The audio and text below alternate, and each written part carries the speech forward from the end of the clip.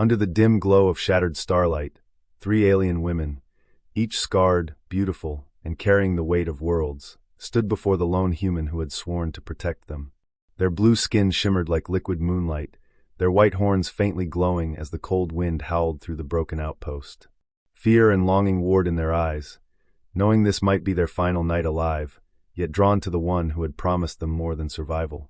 He vowed to fight, to bleed, to defy the dark itself, because somewhere in this nightmare, love had taken root, and now it burned brighter than the war surrounding them. The storm outside was more than weather. It was a living predator, ripping through the skeletal ruins of the ancient city with a scream of metal and thunder. Inside the half-collapsed tower, for figures huddled in the glow of a failing power core. 1 human, 3 alien women, their breaths fogging in the cold, their hearts beating like drums in a war that had already swallowed the stars. He sat with his back to the wall, rifle across his knees, eyes scanning the shadows that reached toward them like black claws. The smallest sound, a pebble sliding across concrete, a girder creaking overhead, sent his pulse racing.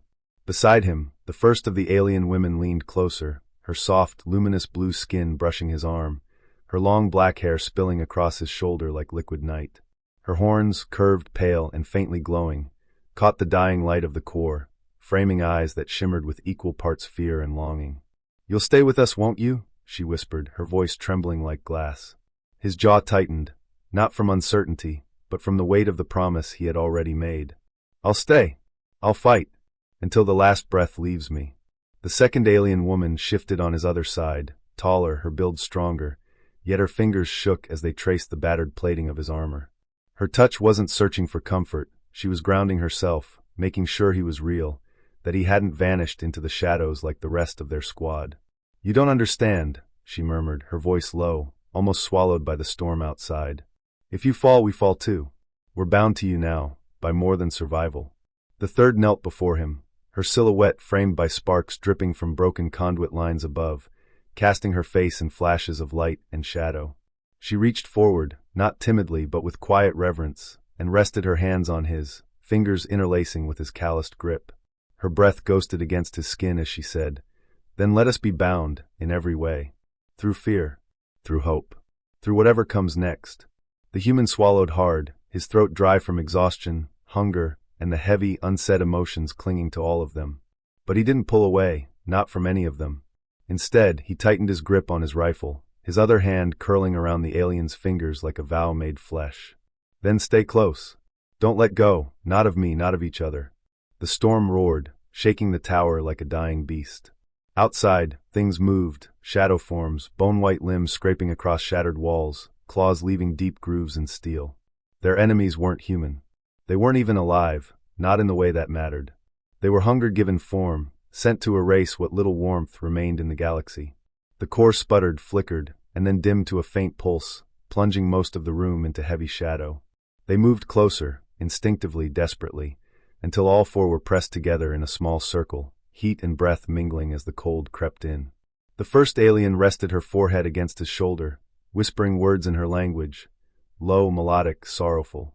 The second, though stronger, trembled visibly now, her hands clutching at the fabric of his sleeve like it was the only thread holding her to existence.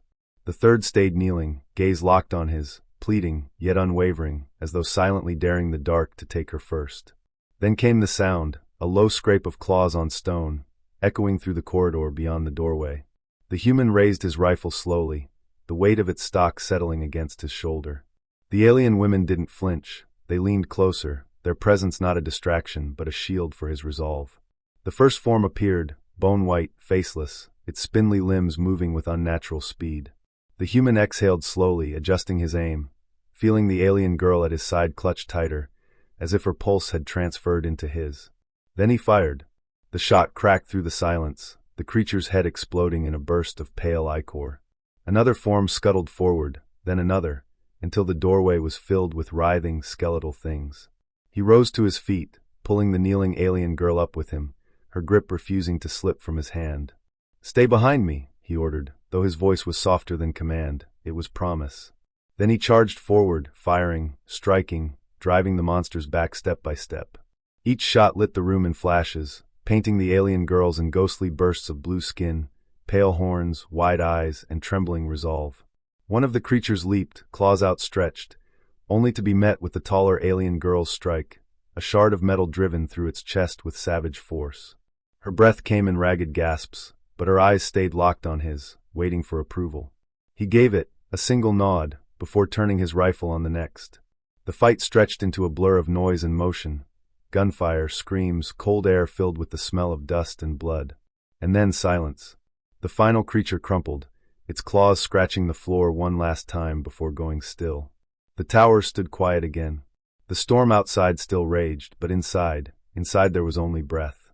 Shallow, trembling, shared. The human sank to one knee, rifle slipping from his grasp, exhaustion threatening to pull him under. The three alien women were on him instantly, not clinging in fear now, but holding him upright, their bodies pressed close, their hearts beating fast and warm against his. "You kept your vow," whispered the first. "And I'll keep it," he said hoarsely, lifting his gaze to meet each of theirs in turn. "As long as I stand." The taller one leaned close, her forehead nearly touching his, her breath warm against his lips as she murmured, "Then stand with us. Through the night. Through the dark. Through everything." And so he did. And so they stayed, bound by shadows, by survival, by something deeper, while the storm screamed and the galaxy beyond forgot they even existed.